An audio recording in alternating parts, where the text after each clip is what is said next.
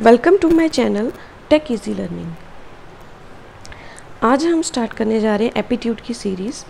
हम इसमें सभी टॉपिक कवर करेंगे जो ऑल कॉम्पिटिटिव एग्ज़ाम में इम्पॉर्टेंट हैं या सभी एग्ज़ाम में आते हैं, ऐसे कह लो आप लोग। ठीक है, तो आज का जो सबसे पहला टॉपिक है वो है टाइम एंड वर्क। इससे रिलेटेड जितने भी क्वेश्चंस या कैसे किस टाइप के क्वेश्चंस जो हर कॉम्पिटिटिव एग्ज़ाम में आते हैं वो हम आज से शुरू करेंगे। ठीक है, इवन जो 6, 7 और 8th स्टैंडर्ड के स्टूडेंट्स हैं उनके लिए भी ये सम्स इम्पॉर्टेंट है, क्योंकि मैथमेटिक्स में उनकी क्लास में भी ये सेम ही टॉपिक जो है, तो वो भी ये इस वीडियो को देख के अपना जो टॉपिक है वो क्लियर कर सकते हैं। सबसे पहले जो क्वेश्चन है वो है, if A and be together complete a work in 15 days. इसमें क्या कहा गया है कि अगर ए और बी दो पार्ट है, ए एंड बी, ठीक है, दो ऐसे मान लो कि दो फ्रेंड है ए एंड बी, ठीक है, together can complete a piece of work in 15 days. वो दोनों जो हैं इकट्ठे जब काम करते हैं तो कितने दिन में कर लेते हैं? 15 डेज़ में। And B alone in 20 days. तो जब बी अकेला काम करता है तो वो कितने दिन में कर रहा है? 20 डेज़ में। In how many days can A alone complete the work. तो कितने दिनों में जो ए है वो अकेला काम करेगा। ठीक है, तो सबसे पहले इस सम को जो सॉल्व करने के काफ़ी सारे मेथड है, जो मुझे अपने तरीके से इजी लग रहा है वो मैं आपके साथ शेयर कर रही हूँ। ठीक है, सबसे पहले तो हम इसको इजी से सॉल्व करने के लिए क्या करेंगे कि रेशियो एंड प्रपोर्शन में इसकी वैल्यूज़ जो हैं वो लिखेंगे। ठीक है, जैसे ए एंड बी टुगेदर ये दोनों जब इकट्ठे काम करते हैं, ठीक है, तो कितने दिन में कर लेते हैं? Together can complete a work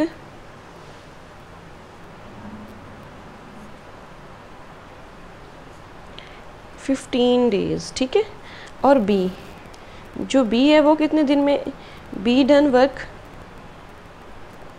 B कितने दिन में काम कर लेता है? 20 डेज़ में। अब हमें क्या करना है, हमें निकालना है कि ए कितने दिन में काम करेगा, है ना।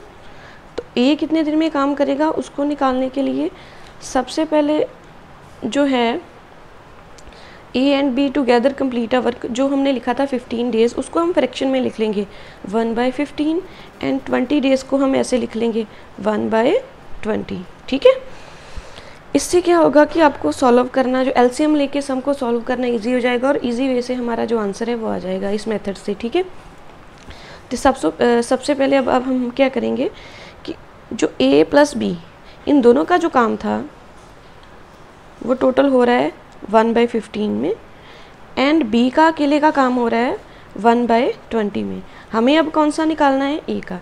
तो अब देखिए इसमें सबसे इजी है कि अगर हमें ए का निकालना है तो हमें पता है कि टोटल जो वर्क डन हो रहा है वो कितना है? 1/15, एंड जो बी का अकेले का है वो कितना है? 1/20। तो हम क्या करेंगे, अगर हम बी को इसमें से माइनस कर देंगे, जैसे 1/15 माइनस 1/20, अगर 1/15 माइनस 1/20 कर देंगे तो इसमें से जो हमारी वैल्यू आएगी वो हमारी ए की वैल्यू आ जाएगी। ठीक है, अब इसको करना कैसे है, 15 और 20 का हम एलसीएम ले लेंगे। ठीक है, जिनको एलसीएम भी नहीं लेना आता है वो यहाँ देख सकते हैं, मैं यहाँ पे प्रॉपर कैलकुलेशन करके बता रही हूँ। 15, 20, अब हम इसकी एलसीएम कैसे लेंगे कि कोई भी छोटे टर्म से हम शुरू कर देंगे, कोई भी छोटी टर्म का जो टेबल है उससे ले लेंगे। जैसे मैंने अभी यहाँ से लिया है 5 3 या 15, 5 4 या 20। ठीक है, अभी 3 के टेबल पे जाऊँगी तो 3 1 जा 3, 4 तो ऐसे ही आ जाएगा क्योंकि 4 3 के टेबल में आता नहीं है ना। तो अब 4 1 जा 4, राइट। अब हम इन तीनों को मल्टीप्लाई कर देंगे, 5 मल्टीप्लाई 3 मल्टीप्लाई 4। अब तीनों को मल्टीप्लाई करने के बाद हमारा आंसर क्या आ जाएगा? 5 3 या 15, 15 4 या 60।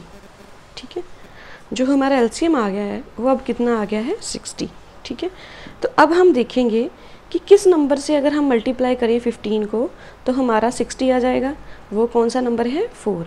तो जिस नंबर से हम नीचे मल्टीप्लाई करेंगे उसी नंबर से हम ऊपर भी न्यूमिनेटर में भी उसी नंबर से मल्टीप्लाई करेंगे जिससे हमने डिनोमिनेटर में किया है। ठीक है, फिर अब क्या करेंगे, इधर देखना है हमें कि 20 से किस नंबर को मल्टीप्लाई करेंगे तो हमारा एलसीएम 60 बनता है।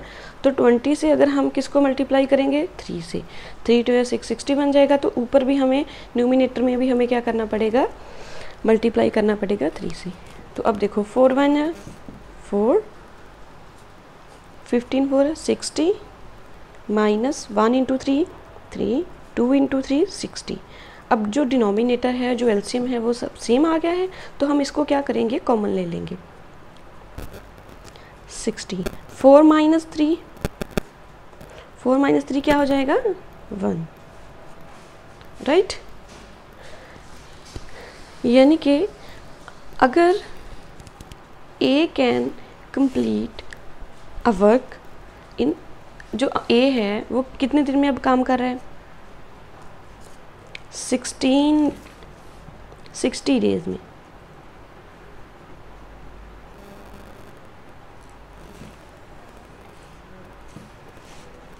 बस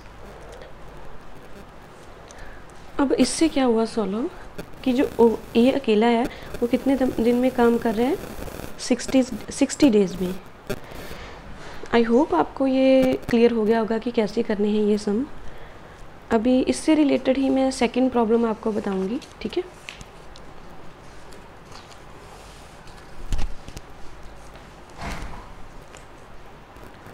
अब इस सेकंड प्रॉब्लम में देखिए, ये भी सिमिलर टू फर्स्ट है।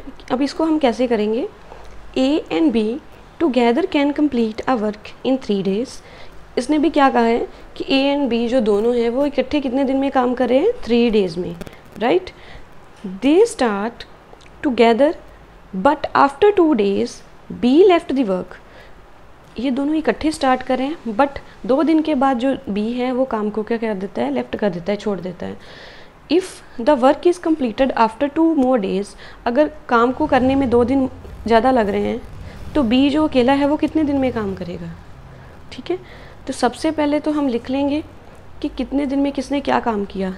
इसके लिए A and be together can complete a work in 3 days। तो ए एंड बी दोनों ने कितने दिन में जो टुगेदर काम किया है वो कितने दिन में किया है? 3 days में, राइट। अब नेक्स्ट क्या है? After 2 days be left the work. 2 दिन बाद क्या हो रहा है कि काम को कौन छोड़ रहा है? बी।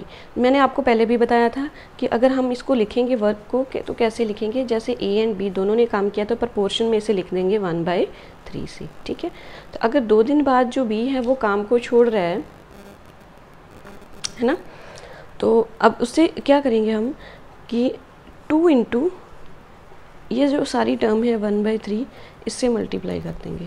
ठीक है, क्योंकि 2 दिन बाद काम छोड़ रहा है तो 2 इंटू 1 क्या हो गया? 2/3। ये हमारी वैल्यू आ गई है ना। अगर 2 दिन बाद, जब 2 दिन बाद इन्होंने काम छोड़ा तो उसमें से छोड़ा किसने? बी ने छोड़ा काम। तो जब बी ने छोड़ा है तो बी के अकेले की तो हमें वैल्यू नहीं मालूम है ना। तो उसमें से हम क्या करेंगे? 1 को माइनस कर देंगे। ठीक है, अब 1 को माइनस क्यों करना है? क्योंकि बी ने काम जो छोड़ दिया, मतलब एक जने ने, जो एक बंदा है उसने उस काम को लेफ्ट कर दिया है। तो मतलब जो टोटल हमारे पास रेशो आई है 2/3, उसमें से एक रेशो हम माइनस कर देंगे। जब माइनस करेंगे तो क्या हो जाएगा?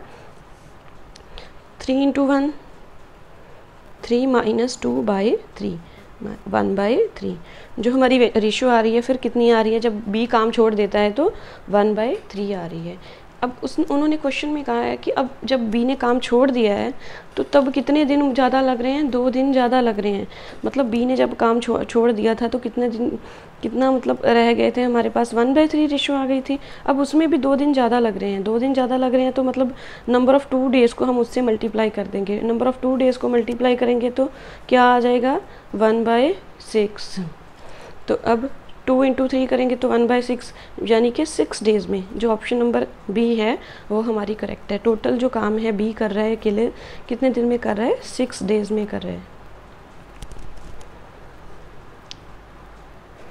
अब जो हमारा थर्ड क्वेश्चन है उससे रिलेटेड वो क्या है, ए alone can do a job in 40 days.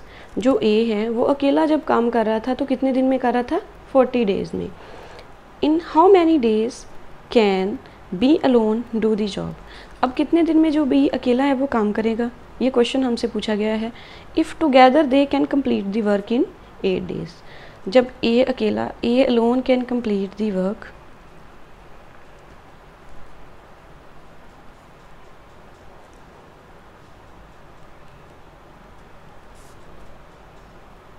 जब ए ने अकेले ने काम किया तो कितने दिन में किया, 40 डेज़ में।